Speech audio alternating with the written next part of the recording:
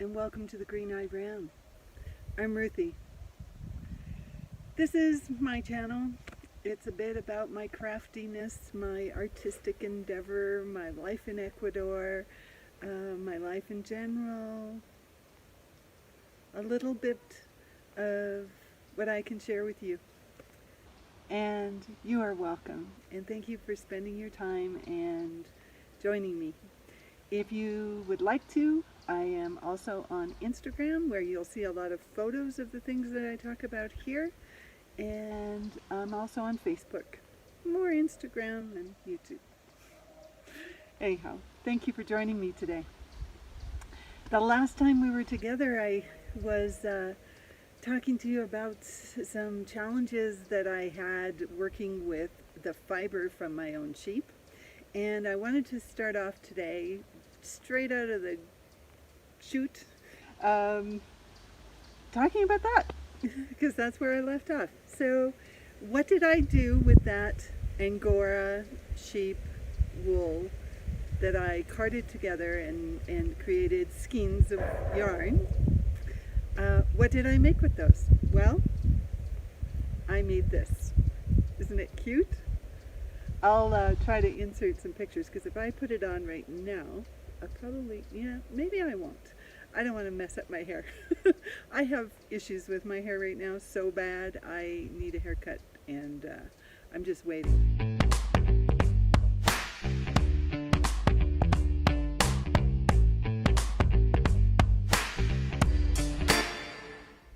So it's a tam, and I'm really happy with how it turned out. It's a pretty heavy-duty, thick tam, but it's fun, and it was just a basic tam pattern that I adapted for the gauge that I had with this giant wool that I created. So it's not anything in particular. You probably couldn't recreate it unless you had some oddball, thick and thin yarn.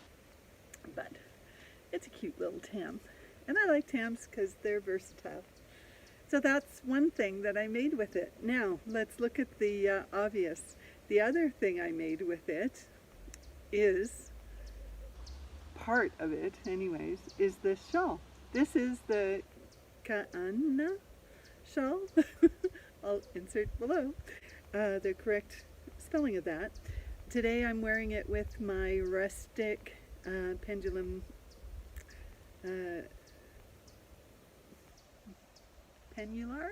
Is that what it's called? Pennular? Okay, I'm sorry.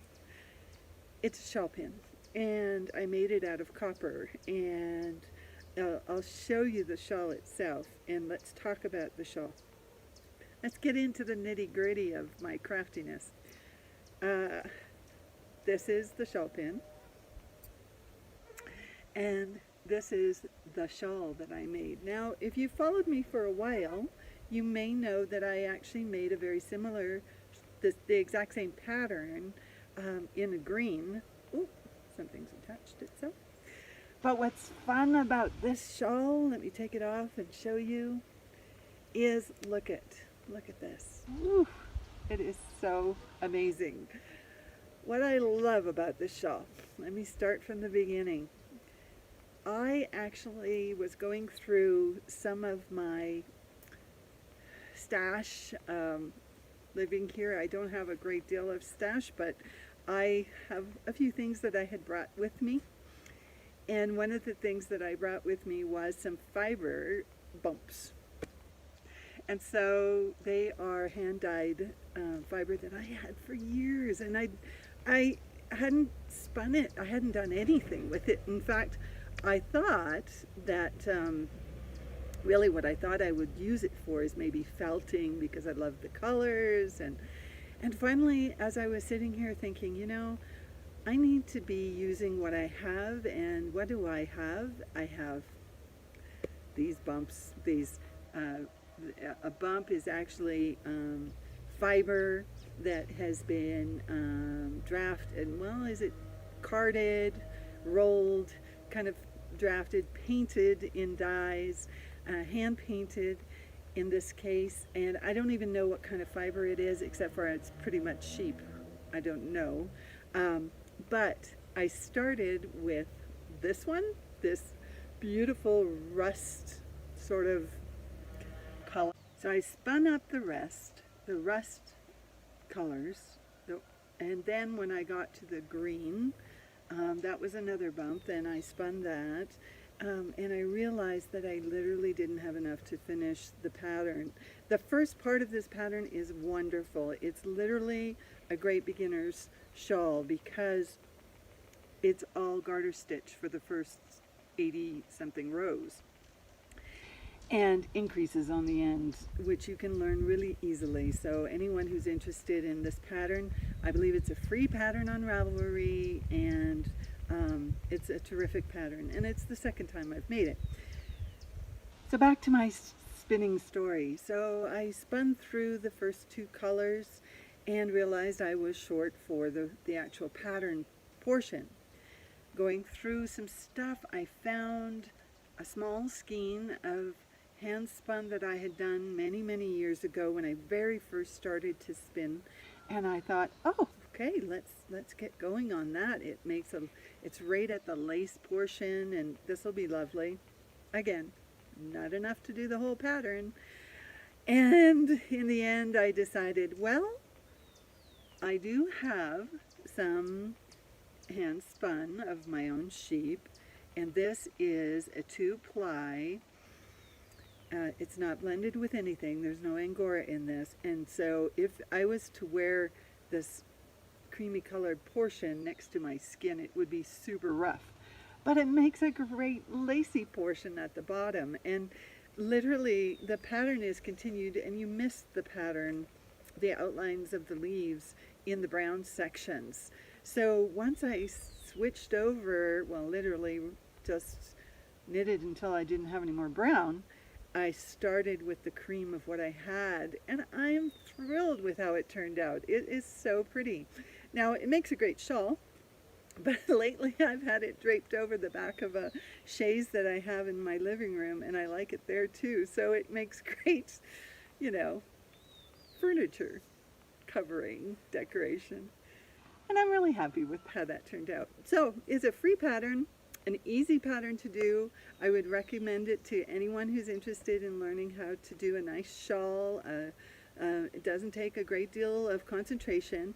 The portion that is the lacework at the bottom, it's done in both written out as well as a chart. So if you've never done a chart, don't worry, because it's written out. And if you're just getting into charts, it's a really great way to learn how to work a chart or read a chart, because it's written out in words. So when you're looking at the chart, you can look back at the words and say, oh, okay, so they're saying yarn over here, increase here, or whatever the thing is. And it's very easy to follow. And it blocked really well, and I'm very happy with it. So that's another finished object.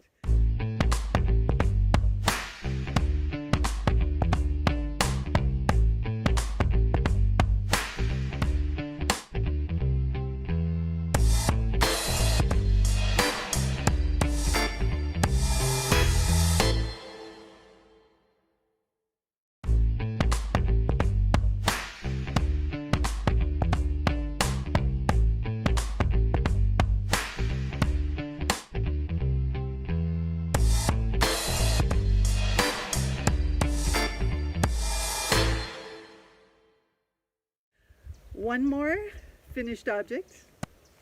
Ta-da! I am wearing my hinterland. This is a dress that is oh gosh, I've totally forgotten. I'll put it at the bottom. But it's a pattern you can buy, download the PDF, cut out the pieces, and which is great for me here in Ecuador because there are no sewing stores I could go to, or fabric stores. But I had this fabric and I've been waiting for an opportunity. I happen to have these crazy big giant brown buttons. I did alter this pattern, and let me explain. First of all, I did this exact same dress in a green linen to give it a go. And I'm not thrilled with how that one turned out, but it was a good trial. The reason I didn't like it was the the chest opening here, the neck opening was very low. I'm more modest than that, so it was too low for me. And even on this one, when I cut out the parts for this pattern pieces, I even raised the curve on this and I still didn't get it quite right. So I'm wearing underneath it a little camisole. I'm actually thinking of doing a little crochet something to go through here, and I might just do that and add a little lacy something. It's a great, comfortable 3/4 length sleeve. It's got pockets. I also added, I'm not a particularly tall person. I think I've lied about how tall I am for a really long time. I'm probably 5'5", but I have a long torso and short legs. So I extended the upper portion of this would have been about 2 inches, almost 3 inches shorter, and the skirt would have started up here.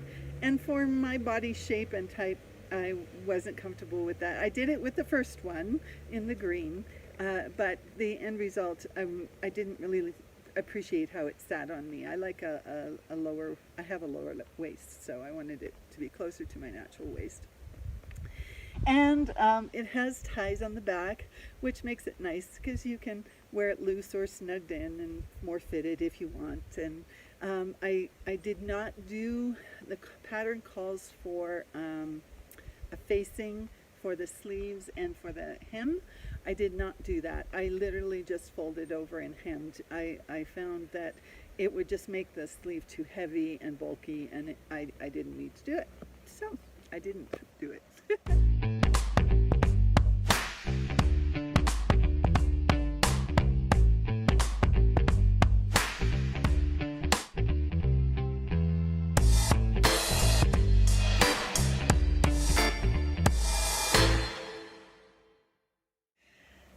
So that's my sewing and my knitting. Oh, I forgot. One of the whole reasons I've been holding off for so long sharing with you some projects that I've made, is the pattern had not yet been released. Well, the Gloam cardigan by Caitlin Hunter at Boyland Knitworks has been released. And this is the test knit that I did for her, and I'm super, super, super thrilled with it. I did it in 2 colors. The pattern is written with the idea of it just being texture. And I'm not going to put it on right now, but I will insert some photos that we did. My husband helped me take some photos, and it was a fun kind of modeling day, and I'll insert those so you can get a full look at this beautiful cardigan.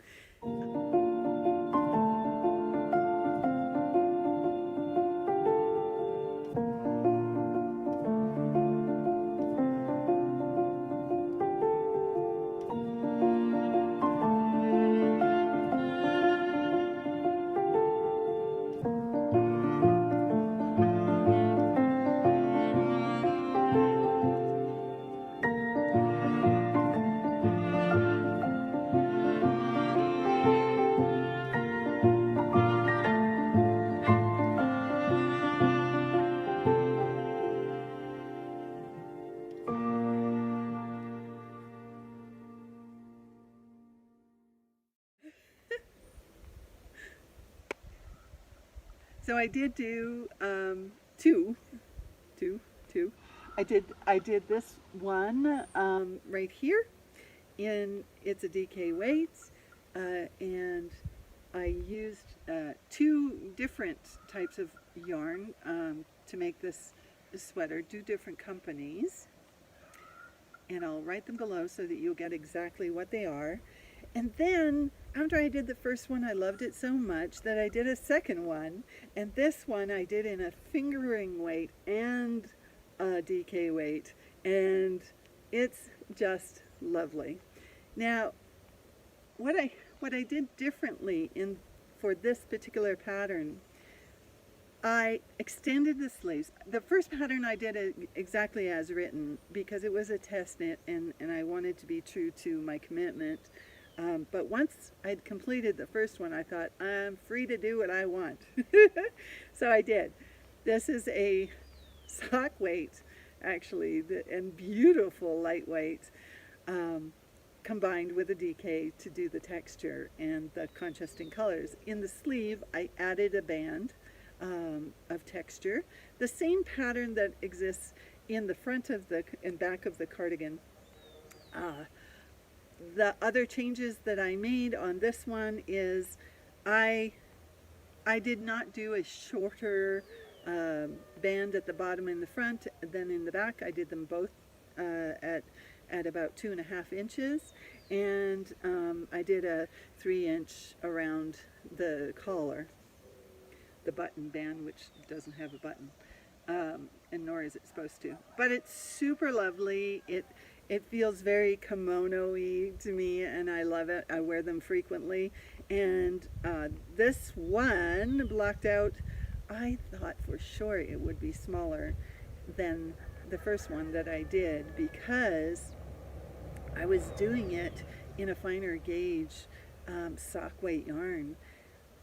But this thing stretched like crazy, and I literally had to reblock the arms because the sleeves, they drape, but they draped so far like that they were hanging off way off my hand, like way down here. So I had to reblock it and stretch it widthwise to contract the wool fiber upwards. And so instead of being a short cardigan sleeve, which the original is, this is a full-length sleeve, but I love it because it's so drapey and cozy. And again, I would recommend this cardigan pattern to anyone who's just starting because it's not a complicated layout. It's very boxy, so you don't have to worry about decreasing and increasing except for some short rows for the shoulders so it drops nice and slowly. But the stitches are not complicated stitches. Literally there's, you're either purling or knitting to create the texture. It is in a chart form, it's not written out, but it's super, super easy to follow. And I really appreciated the details that went into it. I loved how each of the textured portions were divided by a few rows that would otherwise be kind of purl rows to give it definition. And it's a super, super lovely pattern, and Caitlin did an amazing job, and I thank her very, very much for letting me be a test knitter for her.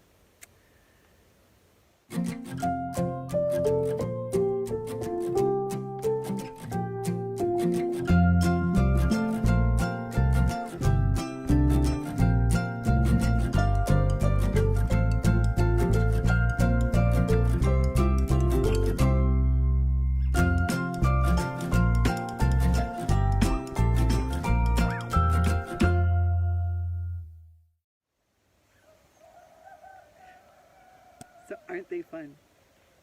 Okay, next, my pile has grown. Next, what else have I been up to? Well,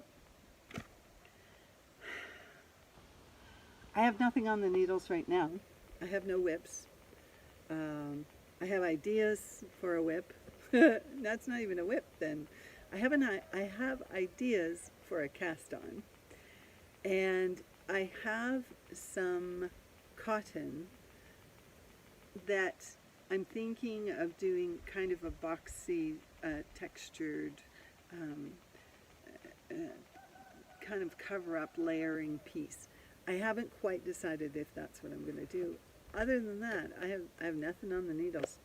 So my attention has been to do a couple of other things. So the past week I finished the shawl and I couldn't decide what I was going to cast on. And So I have, ideas in the back of my head. But in the meantime, I have been creatively thinking, how can I generate some income? How can I explore? No, let me take that back.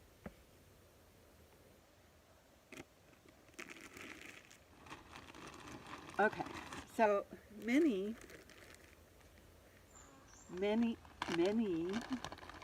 lately, I don't know why. I don't know if it's the summer, it's the COVID lockdown. I don't know. I really don't know why. But many podcasters are switching over to crochet. And I don't know if that they're necessarily switching over. They're not giving up their knitting. They are exploring crochet. So Skinder Knits, Chavez, the Amy Beth from the Fat Squirrel, speaks. A lot of podcasters have been doing some crochet work. And I thought, I haven't crocheted in years literally. And I thought, well, I'm definitely inspired by their creative ideas, and I do not have the type of stash that would enable me to do a whole blanket and I lost mislaid. Maybe mislaid is better. I didn't actually lose it, but I mislaid my little packet that had all my hooks in. I put it somewhere safe. So safe I couldn't find it. I tore my house apart and I was like, oh, I'm going to do some crochet. Not a chance. You are not going to crochet because you cannot find any hooks.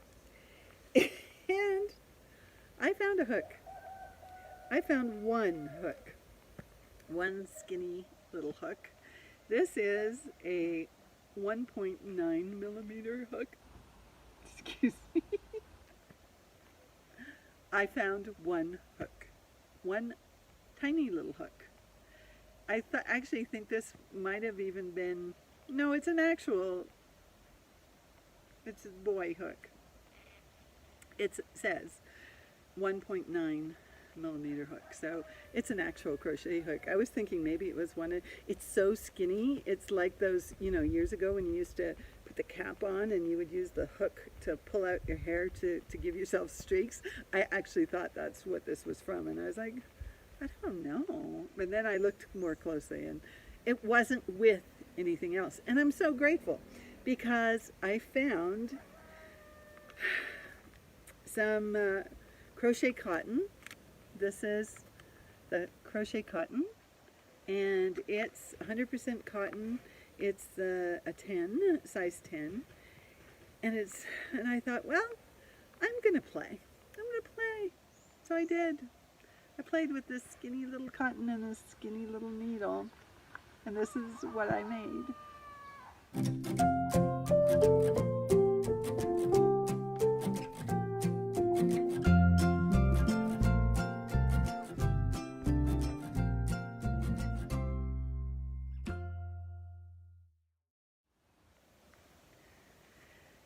So after I made all these fun little different doily kind of things, I decided that, and most of them, actually all of them, are free patterns, and I'll put below I will put a link to the patterns that I used or the site that I got the pattern from. But what I did was, so lavender is in season on my farm. The flowers are blooming, it's beautiful, and each year I have been drying out the lavender flowers and using them around my house and just packaging up dried lavender to be able to use in a project. And ooh, look what I made. These are lavender sachets. Now the first one is made in a jute. I chose this fabric is actually from, how do I explain this? My husband and I used to make chocolate, we are chocolate makers.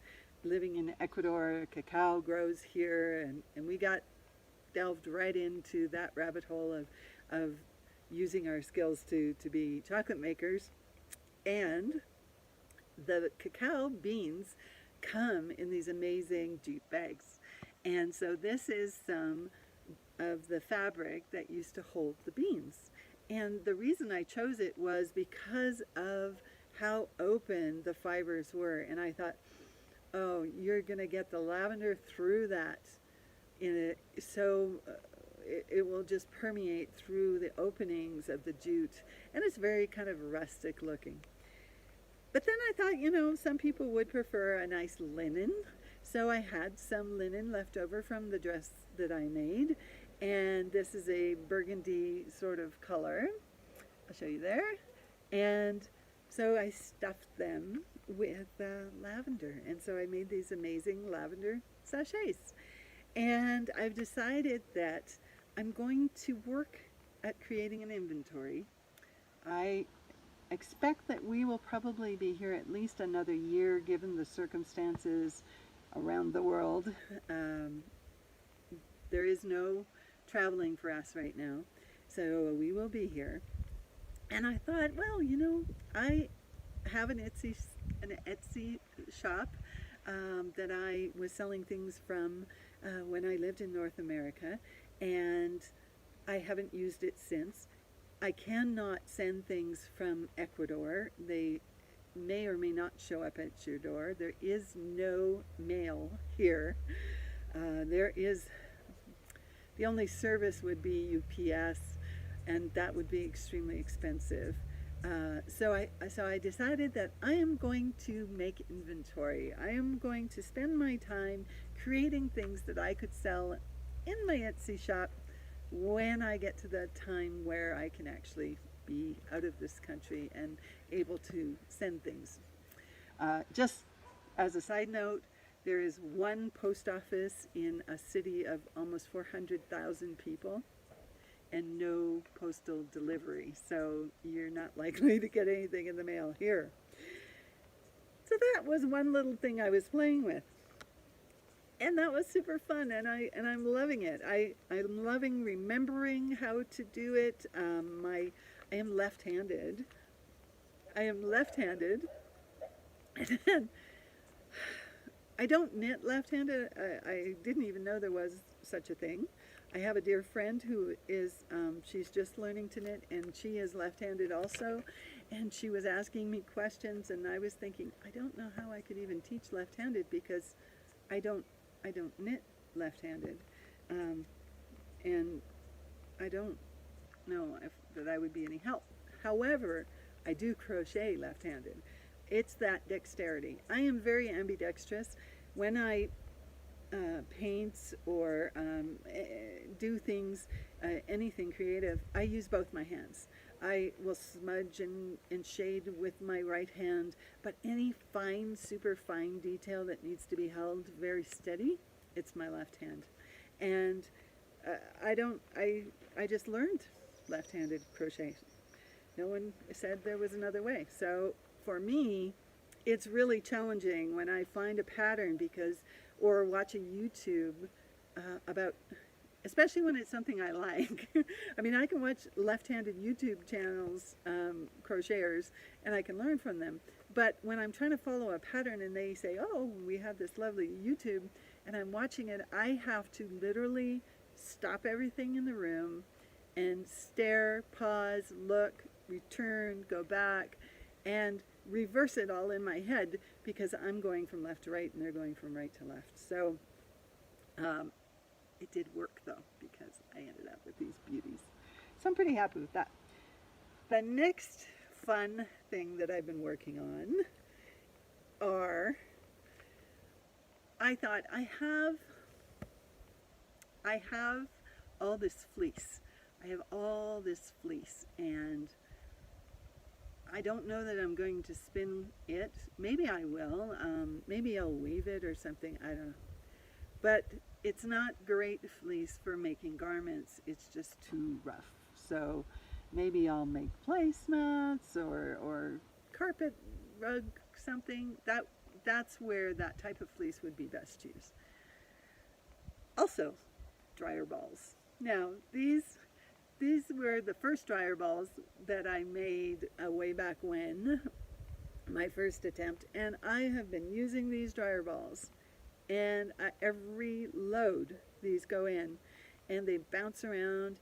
The benefits of having a dryer ball in your dryer is that it opens up the fabric, it pushes the fabrics apart, and so the air passes through them more efficiently, and so in essence it's supposed to save you money on your electric bill or your gas bill, whatever your dryer uses.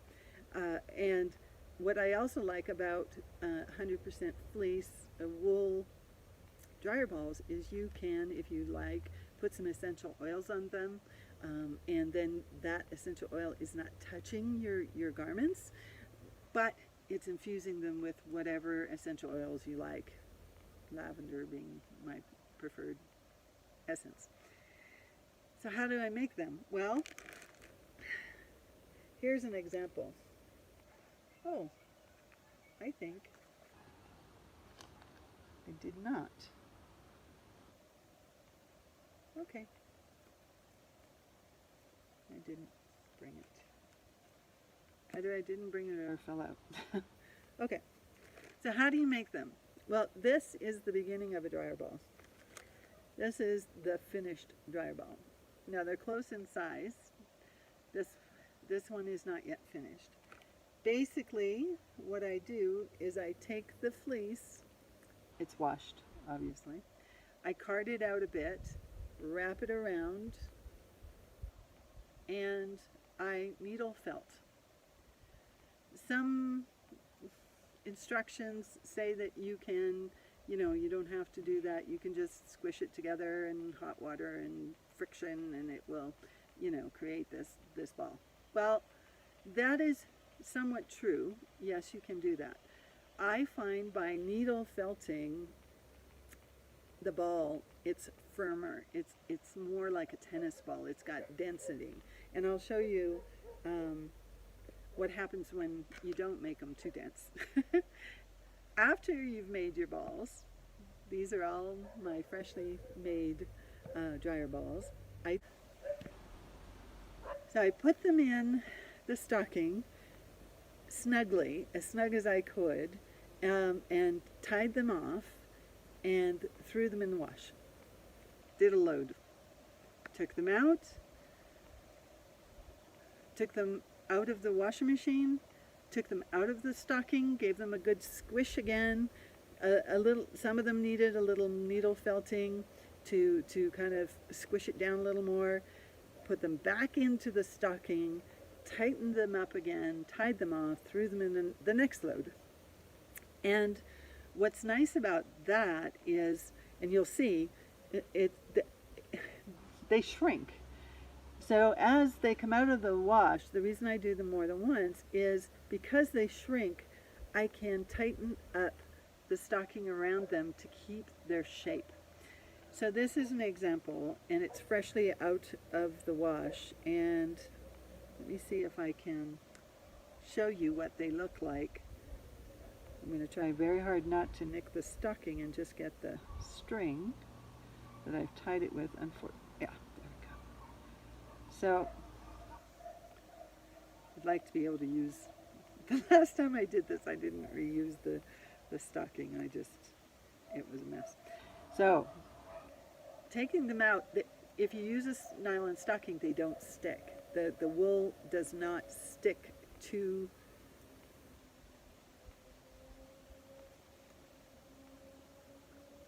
look at this lovely little guy. So basically, it's pretty hard. It's very firm. So I created the ball, and this one is the one I'm working on. It's not quite finished. And then I took some brown fleece that I had from another sheep, obviously, brown sheep, and I needle felted the design into the head of the sheep onto the dryer ball. So there's one. Okay, now this is one I wanted to show you as a really good example of what happens when you don't, let me see, oh dear, oh dear, oh dear. Okay. When you don't needle felt them, they will still work. If they're soft, they'll still work in the dryer, but they will not work as efficiently because when they're firm, like a tennis ball, I mean, and in fact, you could just throw tennis balls into your dryer and have the exact same effect. It doesn't. All right, so let's see. Now here's one. Now it's kind of wonky in shape. Look at that. This is a nice round one. This one has gone kind of flat, but I can squeeze this one. And in fact, if I squeeze it enough, give it a little squish, it will go back into its ball shape. So I'm not worried about that. The problem is this nice hard one, which I can't, squish, and this one I can. This one is not going to have the same force in the dryer. So you don't have the density. It might be better if you're using, if you're doing it with your linens or, your lighter weight garments. But if you have jeans, you want a good tennis ball, heavy, kind of dense. So what I might do with this one is needle felt it a little more and get that center core a little stronger. But they're all in great shape. I'm pretty happy with how they turned out. And again, this is going to be available in my Etsy shop once I am able to ship, and that will be a while. But I thought, how fun would that be? In the meantime, I have time between now and then, since we are not leaving the country just yet. In fact, we can't. Let me tell you a little story about that. So there's been some flights. They started where we live. Where we live is to drive to where there is an international airport. There is a small airport in the city of Cuenca. But to make a connecting flight, you have to go to either Guayaquil or to Quito. Driving to Quito is 10 hours. Driving to Guayaquil is 3 hours, and which is fine. It's a challenging drive. The roads here are very challenging. That's another story. But so recently they opened up domestic flights. And no sooner did they open up domestic flights that there was a problem on the very first flights that flew from Cuenca or Quito, I'm not sure. But it went to Guayaquil, and 15 people on that flight had COVID. So now there's some new rules. Right now the new rules are, before your flight, within 72 hours, you must have a test done, completed, and that test, obviously you have to be COVID-free. Well, that creates a real problem. First of all, you have to book your flights. You have to hope you don't have COVID.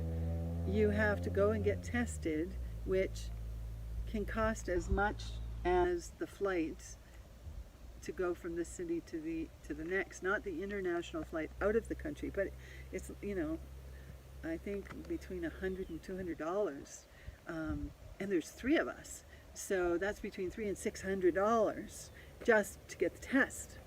The flight internationally, $700 we could pay, so that would make each of us have to pay well over $1,000 just to get on a flight out. It is what it is.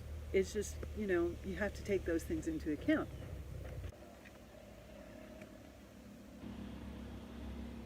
I'm not concerned about that right now.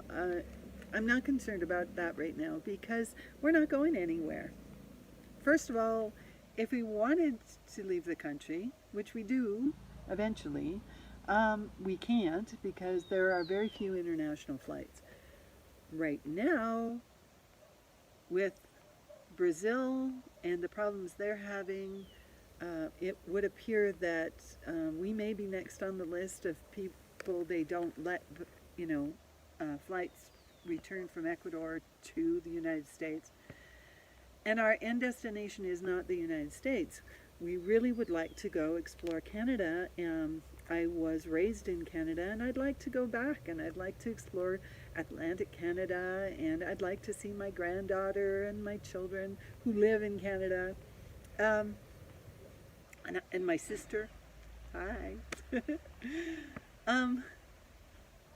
And so at this point we can't even get across the border. So there's no option for that. So changing the mindset yet again, changing a different look, and that is really challenging. It's been really challenging for me. Am I flexible? I'm a pretty flexible person, but I was talking about this yesterday, in fact, with my sister, and I said to her, once you've set your mind on your plan, you have a plan, and you want to work your plan, and I've always been that way, that I'm strong, I'm independent, I'm confident in the decisions I make. Okay, sure, I make mistakes. That's not the point. The point is, I'm not afraid to travel. I'm not afraid to move. I'm open to a new home, a new life, a new experience, new friends, that doesn't bother me. In fact, my children will tell you, and if they watch this, they'll be nodding their head.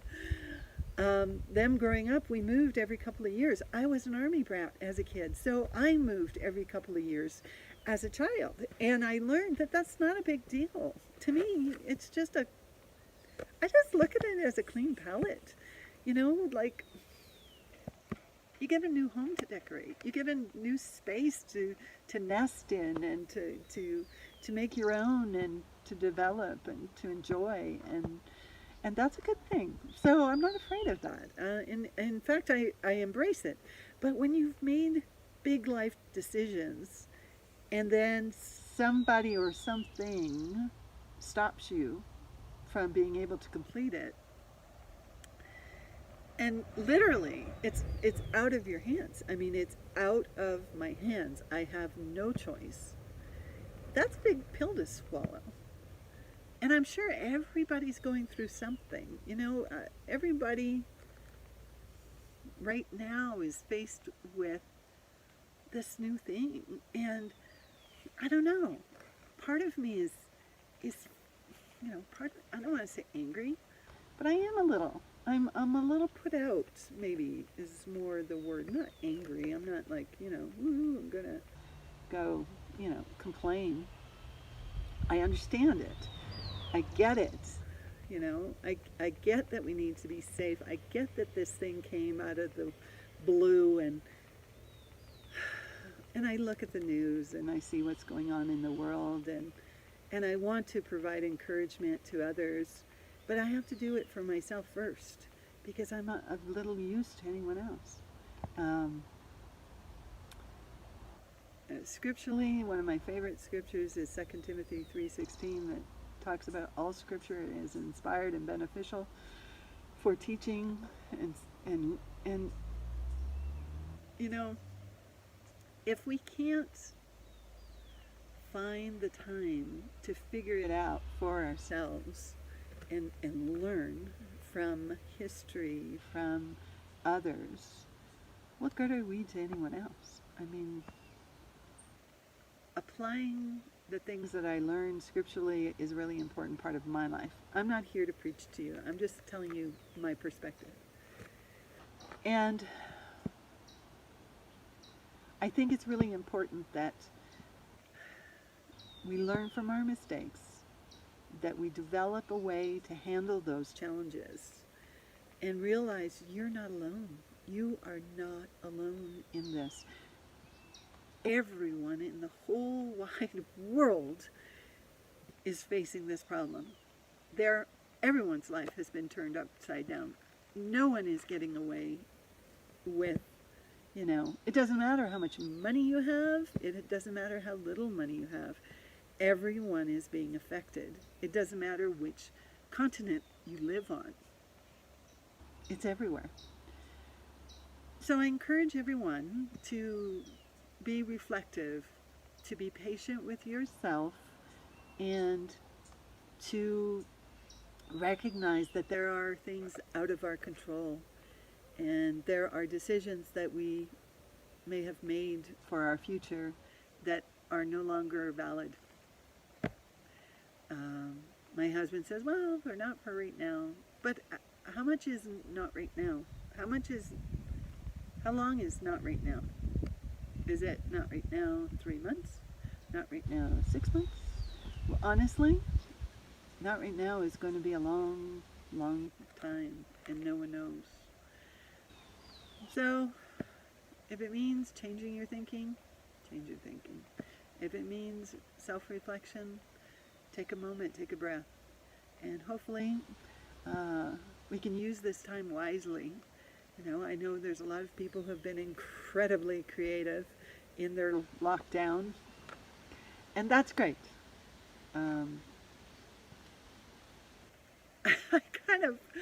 It's funny. I sort of looked at it like, what if you're in jail?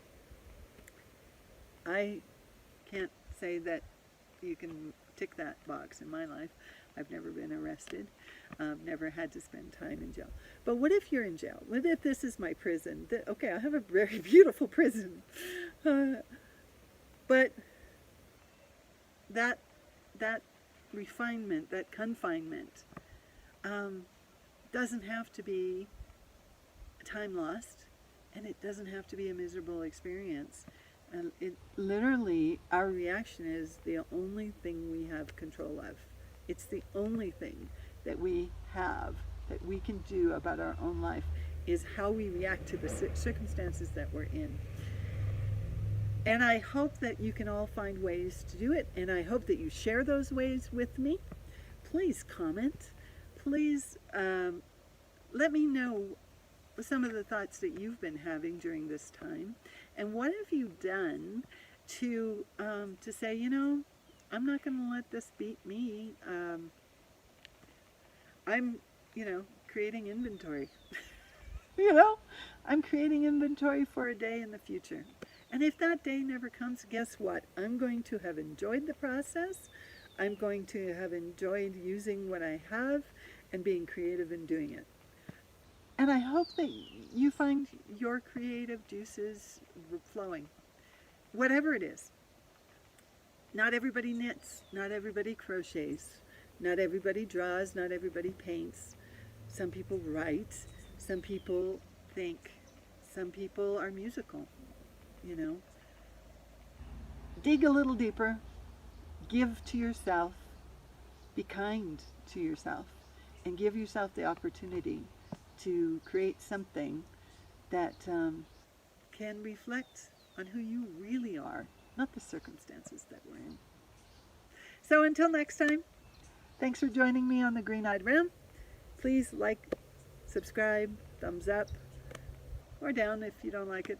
Sorry. And if there's one more thing. 2 more things, actually. I forgot. 2 things. Farm update. Maybe I should just insert that part. Maybe I will. Let me start over. Okay. Farm update. Farm update. What's happening on my farm? Well, I did tell you the lavender is blooming, and I've been cutting it and drying it and making things from it.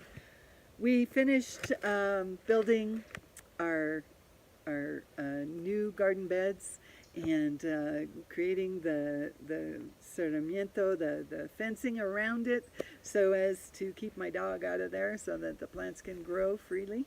The rooster agrees too.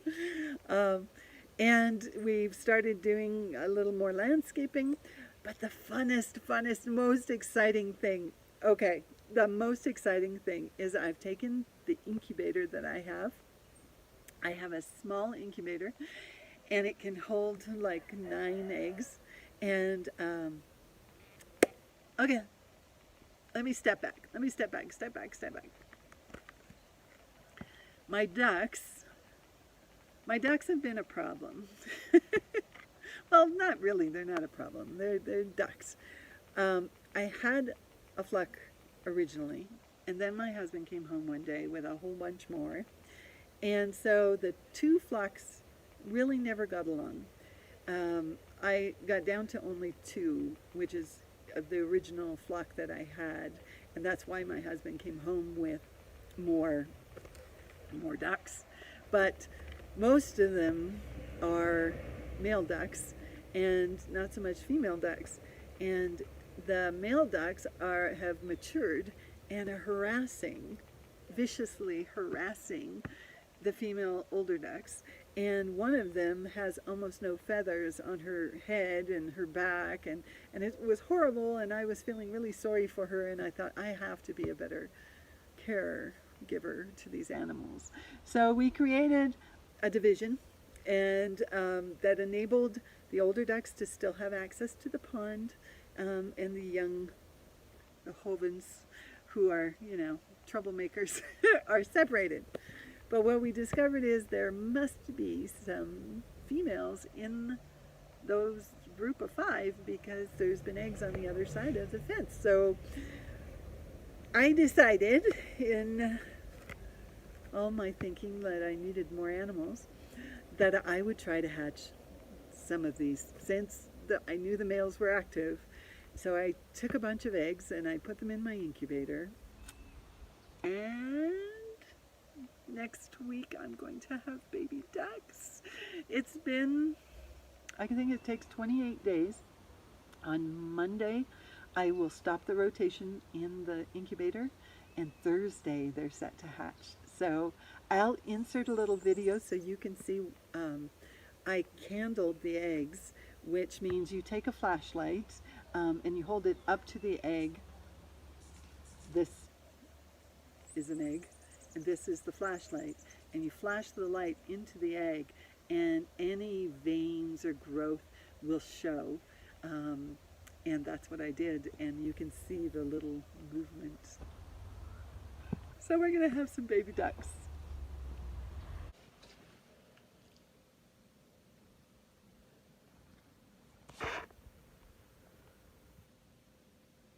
There's the baby duck. Okay, let's put them there. Yay! Anything else? Anything else on the farm? Everything's growing well. The tomatoes are shooting up. I've got the strings coming down, and the tomato plants are vining around it, so that's really good. I've had some harvests of lettuces and kales, which are blooming like crazy right now. Oh, I'm really bad at this. I really should make a list. The other thing I wanted to let you guys know is I'm actually going to do some other kinds of videos too. I'm going to continue to have our little chat. I like to do this and I like to share with you, but I decided that I was going to do some cooking videos and share some of my recipes and how-tos. I've done a few in the past. One was on how to make a vegan carrot cake, which was delicious, and if you look back at my videos you'll see that. The other was how to make goat milk butter and pie. But I've got some upcoming videos that on how to make mozzarella, how to make a turnip salad, and pickles. How to can your own pickles, how to make your own pickles. So look forward to those videos. I have, if there's anything else you'd like to know, put them in the comments below. Suggest to me anything you'd like to know about. I am actually thinking of going through the recipes that I have, that I had for my restaurant and my bakery, and I'm going to demonstrate how to make those wonderful desserts and some main courses. I am primarily vegan, but some things are not so vegan, and so there'll be some of that too. So that's what you can look forward to. So thank you for joining me. Sorry I'm a bit scattered today, but it's been a pleasure sharing this with you, and I look forward to seeing you again on the Green-Eyed Ram. Bye.